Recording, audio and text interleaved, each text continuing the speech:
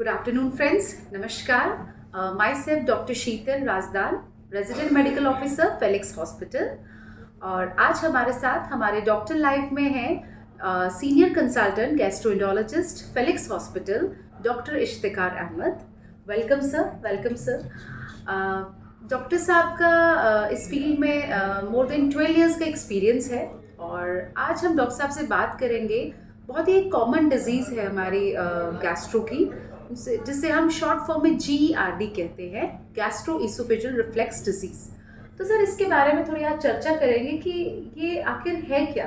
जी शीतल जी, आपने आज बहुत ही अच्छा टॉपिक आज चूज़ किया है। ये बहुत ही कॉमन है और इतना कॉमन है कि हर एक घर में हर एक किसी को हो ही जाता है कभी कभी। तो बेसिकली GERD होती है कंडीशन। इसमें क्या होता है, हमारे स्टमक के जो कंटेंट होते हैं वो इसोफेगस में आते हैं। बेसिकली इतना सिंपल में तो यही है। इसकी मैकेनिज्म क्या होती है वो हम आगे डिस्कस करेंगे। और ये काफ़ी कॉमन है, इतना कॉमन है कि 20% of the world population, adult population is suffering from this disease on end of. कभी ना कभी उनको ये सिम्टम्स होते रहते हैं। ठीक है सर, क्या सिम्टम्स लेके पेशेंट आपके पास आते हैं, मतलब क्या कंप्लेंट्स रहती है ज़्यादा? जी जी, देखिए इसमें सिम्टम्स दो तरीके के होते हैं। तो टिपिकल सिम्टम्स है और एक एटिपिकल सिम्टम्स होते हैं। टिपिकल सिम्टम्स में क्या होता है कि पेशेंट्स को हार्टबर्न होता है। हार्टबर्न बेसिकली क्या है कि उसको ये जो जहाँ हमारी ये बोन्स खत्म होती है यहाँ पर एक डिस्कम्फर्ट फील होता है, बर्निंग सेंसेशन होता है, ये ऊपर की तरफ जाता है। ये सबसे कॉमन सिम्टम है। इसके साथ साथ पेशेंट को क्या हो सकता है कि मुंह में खट्टा खट्टा सा पानी अचानक से आ जाता है, बहुत ही स्वॉर ब्रैश बोलते हैं वो हो जाता है। ये तो टिपिकल सिम्टम है। ठीक है, इसके अलावा एटिपिकल सिम्टम्स में पेशेंट को क्या हो सकता है, उसको क्रोनिक कफ हो सकता है। ठीक है, बहुत लंबे टाइम से अगर खांसी ठीक नहीं हो रही है तो हमें इसके बारे में सोचना चाहिए। ठीक है, सोर थ्रोट रह सकता है पेशेंट को। इसके अलावा पेशेंट को ग्लोबल सेंसेशन एक कंडीशन होती है। इसमें क्या होता है, पेशेंट को फील होगा कि गले में उसके कुछ फंसा हुआ है, ये हो सकता है। फिर अगर ये कॉम्प्लिकेट हो जाता है और ये लॉन्ग टर्म है अगर किसी को कंडीशन, इसमें किसी किसी को एक बेरट इसोफेगस नाम की कंडीशन होती है जो कि प्री कैंसरस होती है, तो वो भी हमें सोचना चाहिए। इसके अलावा अगर बहुत लॉन्ग टर्म सिम्टम्स किसी को होते हैं तो इसोफेगस जो खाने की नली होती है वो पतली भी हो जाती है। तो उसके बाद पेशेंट को खाने में दिक्कत आती है, खाना उसकी फूड पाइप में जाकर के फंस जाता है, अटक जाता है, खाना खा नहीं पाते हैं। ठीक है, इसके अलावा न्यूमोनाइटिस भी एक कंडीशन होती है, रिफ्लक्स न्यूमोनाइटिस, तो वो भी एक क्रोनिक इसका वो है। और इसके अलावा हमें मोटा मोटा तो यही है। और सबसे ज़्यादा जो प्रेजेंटेशन है वो हम हार्टबर्न की ही देखते हैं इसमें। Sir, is there any difference between acid reflux and GERD? जी जी, एसिड रिफ्लक्स बेसिकली क्या है कि अगर किसी को ऑन एंड ऑफ हो रहा है, ठीक है, तो ये किसी को भी हो सकता है। जैसे किसी ने अगर अप टू द ब्रिम खा लिया, बहुत ज़्यादा खाना खा लिया है, तो थोड़ा बहुत एसिड रिफ्लक्स किसी को भी हो सकता है विदाउट GERD। GERD हम तब कहते हैं जब ये बहुत ही ट्रबलसम हो जाए और क्रोनिक हो जाए बेसिकली।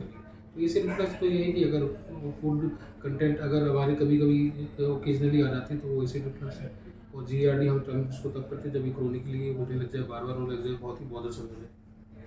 सर, कौन से लोग ज़्यादा रिस्क फैक्टर पे होते हैं, जी। किन लोगों को ये ज़्यादा चांसेस होते हैं? ये इसमें रिस्क फैक्टर अगर हम देखें तो एल्डरली पेशेंट को ज़्यादा होता है, ओबीस लोगों को होता है, जो स्मोक करते हैं, अल्कोहल लेते हैं, टोबैको चूअर्स को होता है। ठीक है, और ऐसे लोगों को जिनकी जो लाइफस्टाइल है वो सेडेंटरी है, वर्कआउट नहीं करते हैं बिल्कुल, टेस्ट जो टाइप का जिनका होता है। और ऐसे लोगों को जिनकी डाइटरी हैबिट्स पुअर हैं, जैसे कि बहुत ही स्पाइसी फूड्स खाते हो, ठीक है, और बहुत ही पेट भर के खाते हो, अप टू द ब्रिम जैसे बोलते हैं ना, बहुत ज़्यादा खाना एक बार में, और उनकी टाइमिंग बहुत ही हैफाजार्ड होती हो, या तो बहुत ही प्रोलॉन्ग फास्टिंग कर ली या फिर बहुत जल्दी खा रहे हो, तो उनको हमने देखा है कि इनको सिम्टम्स ज़्यादा होते हैं। ओके। सर, कैसे डायग्नोस करते हैं हम GERD? देखिए, डायग्नोसिस तो इसकी क्लिनिकल डायग्नोसिस बहुत ही स्ट्रेट फॉरवर्ड होती है। तो ज़्यादा लोगों को सिम्टम्स के बेसिस पे फिर इसके ट्रीटमेंट का ट्रायल दे करके हम देख लेते हैं। अगर ट्रीटमेंट का ट्रायल देते हैं तो बहुत ही वंडरफुल इसमें रिजल्ट्स आते हैं, तो उसी से डायग्नोस करते हैं मोस्ट ऑफ द केसेस को। लेकिन अगर हम उससे बात करेंगे कि क्या इसका कोई टेस्ट है, तो इसके टेस्ट जो होते हैं वो है जो गोल्ड स्टैंडर्ड टेस्ट है इसका, उसको कहते हैं 24 आवर्स pH मॉनिटरिंग। इसमें हम क्या करते हैं, एक प्रोब होता है, उसको नेजल रूट से हम इसोफेगस के लोअर एंड पे छोड़ देते हैं और पेशेंट को 24 घंटे के लिए छोड़ देते हैं। वो उसकी हम जो pH होता है उसको मॉनिटर करते रहते हैं। एक तो ये है। इसके अलावा एंडोस्कोपी का भी रोल है इसमें। एंडोस्कोपी हम रूटीनली नहीं करते सब पेशेंट, इसमें टिपिकल सिम्टम्स होते हैं, हमको सीधे ट्रीटमेंट देते हैं। लेकिन अगर किसी को ट्रीटमेंट के बावजूद भी फ़ायदा नहीं होता है, सिम्टम्स बने रहते हैं, तो हम इसकी कॉम्प्लिकेशंस को देखने के लिए एंडोस्कोपी करते हैं, या फिर पेशेंट को शुरुआत से ही जैसे कुछ अलार्मिंग सिम्टम्स हो, लाइक एनीमिया हो, ब्लैक कलर के मोशंस हो रहे हो, या ब्लड आ जाता हो, खाने खाने में निगलने में दिक्कत आती हो, डिस्फेजिया जिसको बोलते हैं वो होता हो, वेट लॉस हो रहा होता हो, तो उनमें हम जो है एट द ऑनसेट ही हम एंडोस्कोपी एडवाइस करते हैं। सर तो क्या ये GERD बहुत ही सीरियस डिजीज़ है? उसको सीरियसनेस इसमें ये है कि इसकी कुछ कॉम्प्लिकेशंस होती हैं, तो उसको हमें नज़रअंदाज नहीं कर सकते हैं, उनको हमें ध्यान रखना चाहिए। तो इस डिज़ीज़ को ट्रीट तो करना ही चाहिए, क्योंकि अगर इसमें हम देखें कॉम्प्लिकेशंस हैं, तो एक स्ट्रक्चर फॉर्मेशन, जैसे कि खाने की नली अगर पतली हो गई, एक प्री कैंसरस कंडीशन होती है जिसको बैरेट इसोफेगस बोलते हैं, वो है, क्रोनिक कफ किसी को हो रहा है, ठीक है, तो वो सब चीज़ें हैं, तो उसलिए वो ना हो तो उसको ट्रीट करना चाहिए, और अगर उनको ट्रीट नहीं करते तो ये चीज़ें हो सकती हैं, तो इस लिहाज से ये सीरियसनेस इसमें है। वैसे अगर देखें तो ये बहुत ही ईजिली ट्रीटेबल डिजीज़ है, इसमें हम लाइफस्टाइल मॉडिफिकेशन और दवाइयों के सहारे काफ़ी अच्छा पेशेंट्स को रिलीफ पहुंचा सकते हैं, तो उस लिहाज से सीरियसनेस नहीं है। मतलब अगर हम इसको देखें मोटे तौर पे, इसको नज़रअंदाज नहीं करना चाहिए सिम्टम्स को, खासकर जिनको लॉन्ग टर्म सिम्टम्स हो। तो मतलब अर्ली डायग्नोसिस हो जाएगा तो हम एक कंजर्वेटिव मैनेजमेंट दे सकते हैं। जी जी। अगर तो डिजीज़ हमारी कॉम्प्लिकेशंस की तरफ जाती है तो ये एक सर्जिकल ट्रीटमेंट में भी आ जाएगा सर? देखिए, अगर हम Yes. कॉम्प्लिकेशन की ट्रीटमेंट की बात करें तो उसमें तो सर्जरी का रोल होता है, लेकिन अगर सिर्फ एक सिंपल GERD है विदाउट कॉम्प्लिकेशन से, तो उसको तो हम सबसे पहले लाइफस्टाइल मॉडिफिकेशन से, ड्रग्स थेरेपी से ही ट्रीट करते हैं। जिनको ड्रग थेरेपी से या लाइफस्टाइल मॉडिफिकेशन से फ़ायदा नहीं होता है, उन्हीं को ही हम सर्जिकल ट्रीटमेंट के लिए भेजते हैं, जैसे कि इसमें एंडोस्कोपिक ट्रीटमेंट भी होता है हमारे पास, और सर्जरीज भी होती है, वो भी हम डिस्कस करते हैं। सर आपने देखा होगा सर, बहुत सारे पेशेंट्स मोस्टली ज़्यादातर सबको ही गैस वगैरह बनती है, और मतलब मैक्सिमम अगर हम लोगों की बात करें तो वो ओवर द काउंटर जाके एक गैस का कैप्सूल लेके इसको सबसाइड करा देते हैं। सो आप उन पेशेंट्स के लिए क्या बोलना चाहेंगे, क्या गाइड करेंगे आप उनको? हमने बहुत ही अच्छा सवाल पूछा है। देखिए, गैस एक ऐसा टर्म है जिसके हर लोग अलग अलग तरह से इंटरप्रिटेशन करते हैं, ठीक है। Yes. तो आज मैं यूपी बता ही देता हूँ आज। तो गैस का मतलब किसी पेशेंट के लिए तो है कि सिर्फ पेट में दर्द होना, किसी पेशेंट के लिए है बेल्चिंग, डकार आने को गैस बोलते हैं, कोई बोलता है पेट में फुलावट को, कोई बोलता है गैस लैट्रिन के रास्ते ज़्यादा पास होती है उसको, और कोई लोग किसी भी चीज़ को गैस बोल देते हैं।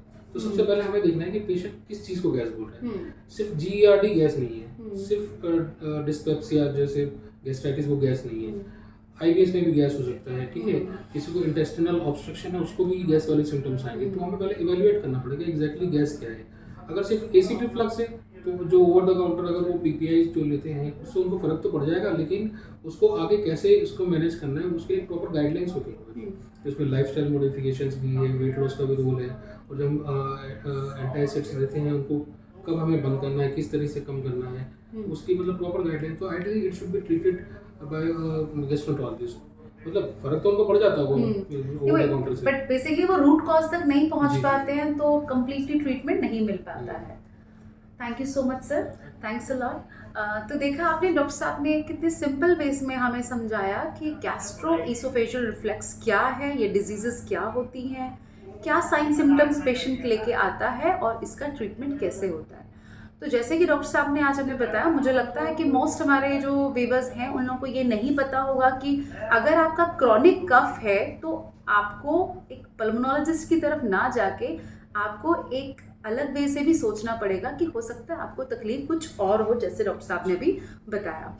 इसके अलावा आप जैसे कि घर में कुछ भी गैस बनने पे या एसिड बन रहा है, पेट में थोड़ा दर्द हो रहा है और आप कुछ दिन तक पैंटॉप वगैरह आगे कुछ भी ओवर द काउंटर लेके मेडिसिन्स आप स्टार्ट करते हैं और आपको थोड़ा सा रिलीफ मिल जाता है और आप बैठ जाते हैं, तो ऐसा ना करें। बहुत ही सीरियस डिजीज़ है, इसको जितनी जल्दी हो सके आप अपने गैस्ट्रोएंटरोलॉजिस्ट से आके मिलें और अपना डायग्नोसिस प्रॉपर करवाएं।